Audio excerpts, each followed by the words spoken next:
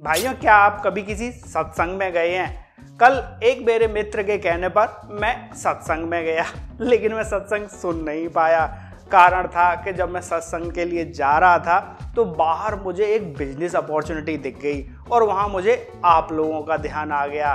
तो मैंने सोचा कि पहले भाई इस बिजनेस अपॉर्चुनिटी के बारे में डिटेल में पता लगाया जाए ताकि मेरे भाइयों को इसके बारे में बताया जा सके। भाइयों, एक चीज़ मैं आपको अभी क्लियर कर देता हूँ, ये बिजनेस अपॉर्चुनिटी उन लोगों के लिए है जिनके पास या तो पैसे बिल्कुल ना के बराबर हैं या जिनका बजट 20,000 रुपये से कम का है। तो अगर आपका बजट बहुत ज़्यादा वाले बिजनेस के लिए है तो अभी आप इस वीडियो को स्किप कर सकते हैं। तो हम बात कर रहे थे सत्संग के बिजनेस के बारे में। देखो भाइयों, हर धर्म में ऐसा होता है कि हर धर्म में कुछ प्रमुख रहते हैं। जैसे कि हिंदू धर्म में हो गए भाई कुछ सत्संग करा के चल रहे हैं, कुछ मोमडन में हो गए कि भाई वो कुछ संगत वगैरह करा के चलते हैं। उसके अलावा सिख धर्म में भी ऐसा होता है और क्रिश्चियन में भी ऐसा रहता है। तो जब जब जो भी महापुरुष रहते हैं वो इस तरह के प्रोग्राम करा के चलते हैं, तो इस तरह के प्रोग्राम्स में जुड़ती है भीड़। अब भाई ह्यूमन है तो उसको खाना तो चाहिए ही चाहिए और जो उसकी बेसिक नीड्स हैं वो तो फुलफिल होनी ही चाहिए। तो चाहे सत्संग हो या और एक्टिविटी हो, वहाँ तो वो ज़रूरत पड़ती ही पड़ती है। तो ऐसी कंडीशन में भाई जब इतना बड़ा प्रोग्राम ऑर्गेनाइज किया जाता है तो उस प्रोग्राम में ज़रूरत पड़ती है कि इतने सारे लोगों को खाना वगैरह कैसे खिलाया जाए, उनकी ज़रूरत के सामान कैसे दिए जाएं।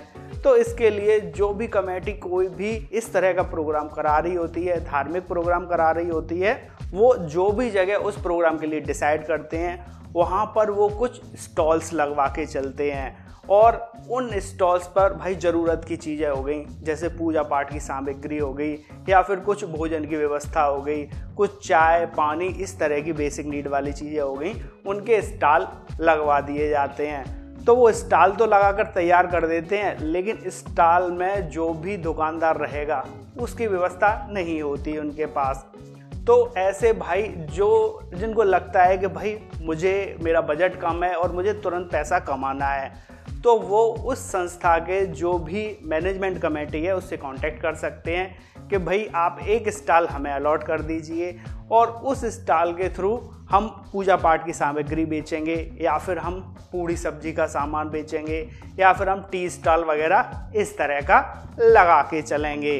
तो जब कमेटी आपको अलॉटमेंट दे देगी कि हाँ भाई हमारा प्रोग्राम 6 दिन चलेगा, 5 दिन चलेगा और आप इतने दिन के लिए वहाँ पे अपना स्टॉल लगा सकते हैं, वो आपसे उसका कुछ चार्ज लेते हैं। अब हम बात कर लेते हैं कि मान लीजिए मैंने बोला 20,000 रुपये में बिजनेस, तो कमेटी ने डिसाइड किया कि आपको वो जगह अलॉट कर रहे हैं, उसका वो आपसे 5,000 रुपया लेंगे और 5,000 रुपये में वो आपको टेंट वगैरह उसके लिए एक शॉप जैसी बनाकर दे के चलते हैं। तो आपने मान लीजिए वहाँ से वो ले लिया, उसको लेने के बाद उसमें खर्चा हो गया आपका 5,000 का।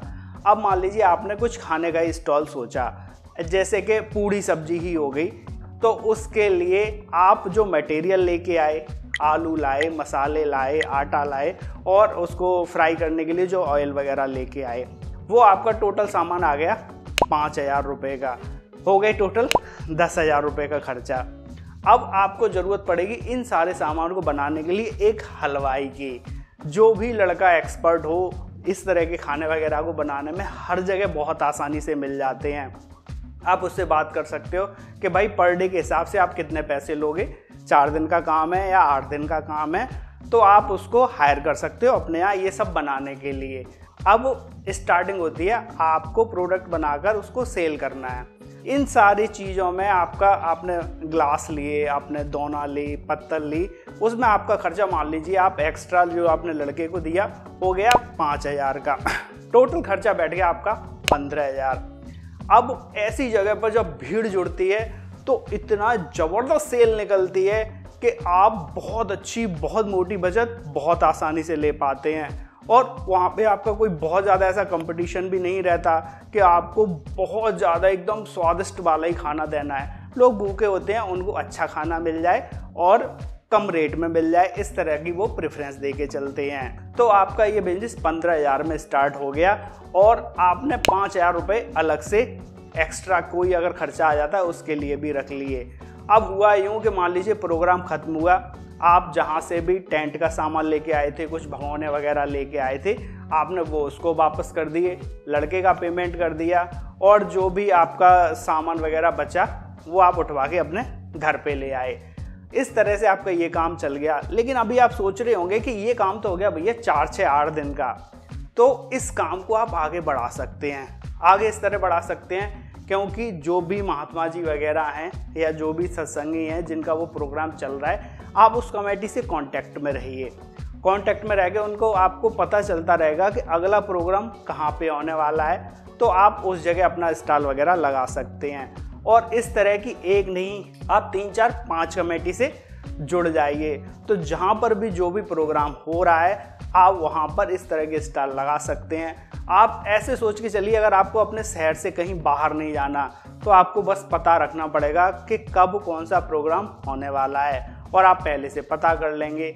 इस तरह के 4 से 6 दिन में ही आप एक बहुत मोटी बचत बहुत आसानी से ले पाएंगे।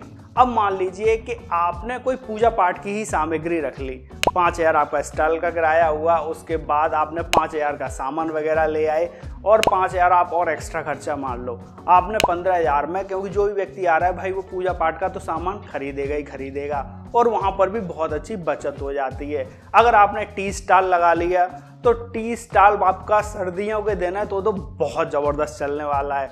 और अगर सर्दियों के दिन नहीं हैं तो आप वहाँ से पानी और कोल्ड ड्रिंक्स इतनी बड़ी मात्रा में बेच सकते हैं कि आप पूरे के पूरे ट्रक खाली करवा सकते हैं। क्योंकि जब भीड़ जुड़ती है, कोई भी सेल कब निकलती है? सेल निकलती है भीड़ से। जब कोई व्यक्ति मार्केट में दुकान देखने के लिए जाता है तो वो आउटर में तो जाता नहीं है। आउटर में क्यों नहीं जाता? क्योंकि उसको पता है कि भाई आउटर में जब भीड़ ही नहीं होगी, जब पब्लिक नहीं होगी, तो मेरा सामान खरीदेगा कौन। और जब इस तरह के प्रोग्राम होते हैं तो वहाँ पे हजारों की संख्या में लोग आते हैं, वहाँ पर ये सेल बहुत आसानी से निकल जाती है। ना आपको परमानेंट दुकान रेंट पर लेनी है और ना आपको और एक्स्ट्रा खर्चे करके चलने हैं।